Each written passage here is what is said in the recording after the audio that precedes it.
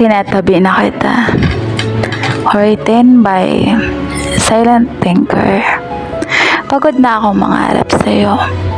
Pagod na akong maglagay ng bookmark sa mga taong hindi naman pala babasahin ng buo. Kaya ngayon, tinatabi na kita sa isang silid. Hindi kita kinamumuhian. Salamat pa nga. Pero ang puso ko, library na lang muna. Walang ingay, walang pangako, walang iiwan.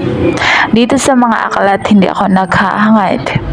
Binabasa ko lang at binabasa rin nila ako pabalik. Walang one-sided, walang bitin sa dulo. Kung may iiyak man, ako ang pipili kung anong pahina.